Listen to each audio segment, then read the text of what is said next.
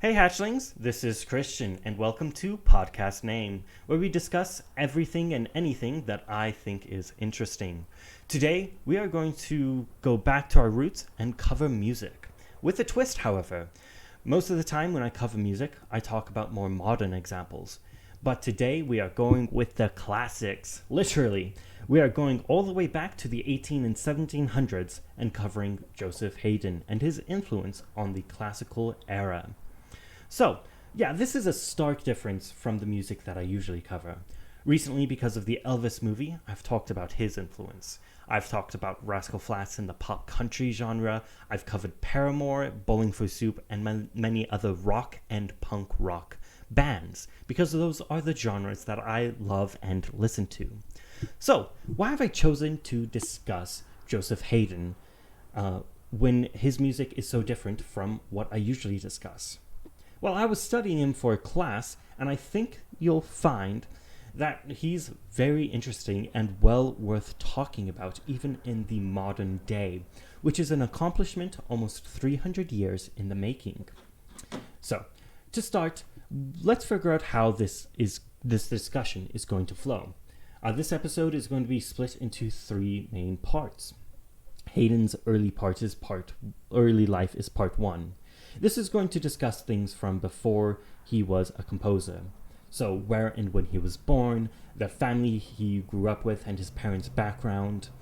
And then I want to contrast his early life with my early life, because I've had a lot of classes focused around music, and I still can't compose anything a quarter decent.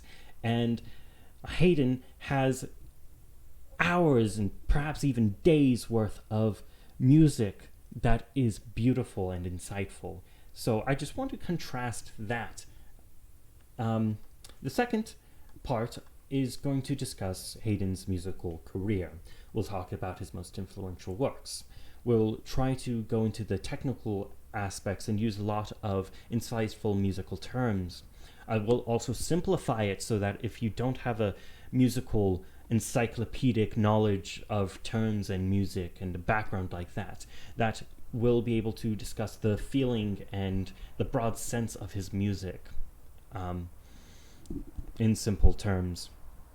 And we'll discuss his career as a whole. He did have times when he was a struggling artist. He was a freelance composer. He had a lot of successes, likely many failures, and definitely a long musical career. One source I found attributed him with, quote, 104 symphonies, 50 concertos, 84 string quartets, 24 stage works, 12 masses, among numerous other works, end quote. Paramore is currently my favorite musical artist, and they have roughly 87 songs, each 3 to 4 minutes.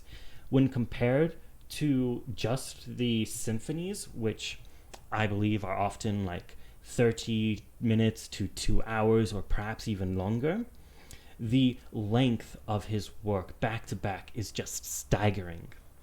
Lastly, I want to have a section where we talk about all of the takeaways.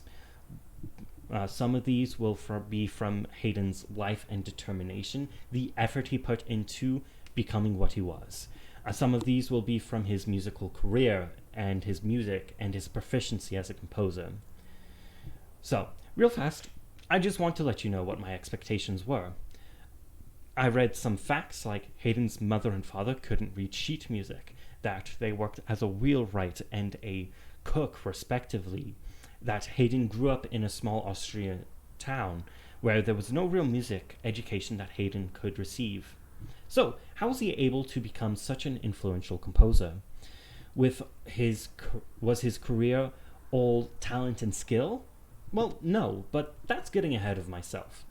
Let's cover his early life in specifics and see how Haydn came from a place where he could never have become a composer to a place where he became one of the greatest. Joseph Haydn was born in 1732 in Austria, specifically a small town near the Hungarian border, Roaru, Austria. His father was a wheelwright and also the Marktdirektor, which served like a village mayor. I mentioned before that Haydn's parents couldn't read music, but they were still a musical family. Haydn's father, Matthias, had spent a time as a journeyman and learned some folk music as well as how to play the harp. And the small family often sang together. When I started my research and learned that Matthias was a wheelwright, I wondered if he had an expectation for his son to follow in his trade. Back in the day, I think it was commonplace for children to essentially become assistants or apprentices to their parents, which means from an early age they would gain the skills for the trade that their parents knew, basically sticking them with the family business. That would be convenient for Matthias, letting his son take over some of the labor so that his job would be easier, or that he could complete more work. However, Matthias didn't have this expectation for Haydn. Instead, Matthias saw the potential his son had in music and pulled some strings to get Haydn an apprenticeship with the schoolmaster and choirmaster in Hainburg, Johann Matthias Frank. I think this was a really touching sacrifice his father made. Instead of getting to spend the time with his son, instead of getting the help with his trade that he might have expected, he saw the bright future that Haydn could have as a musician and sacrificed for him.